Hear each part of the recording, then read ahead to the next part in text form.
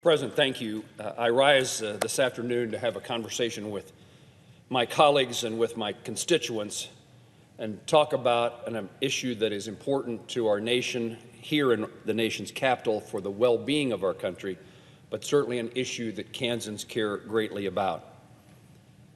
And that is our crisis on our southern border in particular, but border security across and around the country. The administration's continued failure to control the border has created not just a humanitarian crisis, but also a national security crisis as well. It's no secret that the lack of operational control of the border has led to the apprehension of Chinese nationals, individuals with ties to ISIS, and others who wish to do this country harm, serious harm. Perhaps the biggest failure of the nonchalant approach of this administration to the border is the rampant flow of harmful drugs into the United States. Deadly drugs such as methamphetamines, heroin, cocaine, and most critically, in today's world, fentanyl. Fentanyl being freely carried into this country and distributed to the cities, towns, neighborhoods. It's a real detriment to our children and the most vulnerable. Just distributed to cities in Kansas and causing the death and misery of many Kansans and Americans today. A bright spot in this effort to combat fentanyl and other drugs is the Drug Enforcement Agency. This morning, I was at their headquarters to celebrate with them the DEA's 50th anniversary. I'm the ranking member of the Commerce, Justice, Science, and Related Agencies Subcommittee, Appropriate. Therefore, Senator Shaheen and I are responsible generally for the appropriations of the Drug Enforcement Agency, and I've seen firsthand the critical results achieved by the DEA and their personnel in this fight. DEA agents, investigators, analysts, chemists, attorneys, support staff provide invaluable service to the public since the creation of the DEA 50 years ago in 1973. The DEA has faced increasingly well-equipped, well-financed, and well-resourced international drug trafficking organizations pushing more complex drugs, synthetic opioids, and mimic controlled substances, including fentanyl. I'd like to commend the DEA for their work. I'd like to recognize the 50th anniversary, but in that process of thanking those in the DEA today, we need to be reminded of the number who have been wounded and injured in the line of duty, including 79 individuals who have received a DEA Purple Heart. This administration, this Congress, this Senate, we owe it to the dedicated individuals at DEA and to the lives and family members of those who lost loved ones to put forth the effort required to create a whole-of-government approach to securing the border to cut off the pipeline of drugs into this country. In 2022 alone, there were around 110,000, let me say that correctly, there were around 110,000 overdose deaths. That's a little over 300 deaths a day. Around 70,000 of these deaths were attributed to synthetic opioids and fentanyl, including 1,200 individual Kansans. Mr. President, I find this next fact staggering. So far this year, the DEA has confiscated more than 62,400,000 pills, and it estimates that 70% of those pills contain a lethal dose of fentanyl. 70% of 62 million. This puts at risk the lives of 43 million Americans.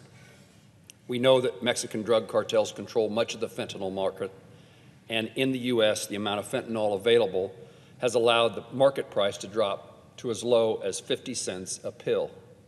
Further, we also know that many of the precursor chemicals for these synthetic drugs originate in China. These chemicals are extremely difficult to interdict.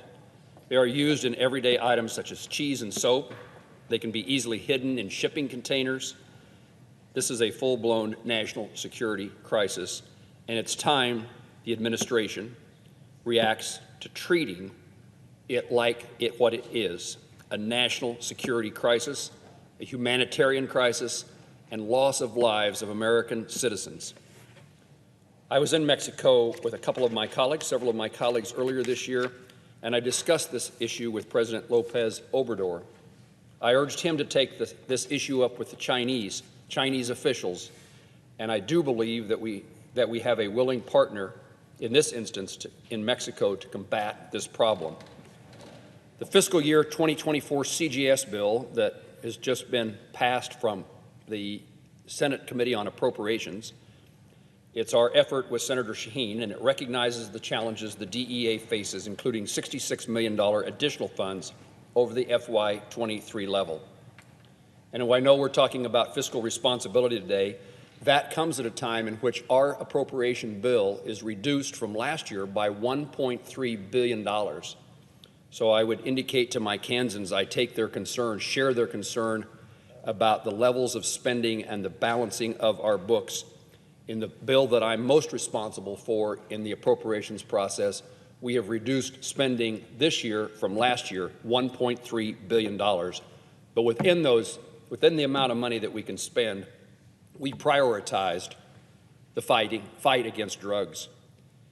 Given the Fiscal Responsibility Act has made our work more difficult, but moves us more closely toward balancing the budget, and it shows that we can work together, in this case, in support of combating this fentanyl and other drug crisis in our country in a bipartisan manner. While law enforcement efforts to combat fentanyl trafficking are bipartisan, we have not yet had a bipartisan support to seriously close the border to drug traffickers. Mr. President, it's a lot of challenges we face. It also is important to recognize that we need less demand in the United States, and Americans are buying the drugs that come here. We need to make certain that we do the things that are necessary to make certain Americans are certain and certainly know the consequences of drug use and the consequences to them, their families, their loved ones, and even to our nation. While law enforcement efforts to combat fentanyl traffic are bipartisan, we have a lot more work to do when it comes to the United States border with Mexico and our other borders. For all the work the DEA does to disrupt drug trafficking and distribution networks, the border is by far the single most important line of defense. We are debating whether or not to proceed on a continuing resolution to continue funding the federal government. I oppose a shutdown of government, in part because a shutdown would make the crisis that we face at our border even worse. Our DEA and Border Patrol agents are already starved for resources, and many cannot afford to miss a paycheck while continuing to put their lives on the line to secure the border. This body must take seriously the crisis we face. And while funding the government is important in this battle, we also have a lot more that we can do. We need to make certain that the appropriation bills that I just talked about, the 12 appropriation bills that have been reported by the Senate committee, work their way across this Senate floor, recognizing that the continuing resolution is only a pause. While government continues to function, we continue to work. Mr. President, I look forward to every opportunity to see that we do more at the border, that we put Americans on notice about the importance of avoiding drug abuse and drug use in this country, and that our national security is at risk. I look forward to that conversation, but more importantly, I look forward to the results. Mr. President, I yield the floor.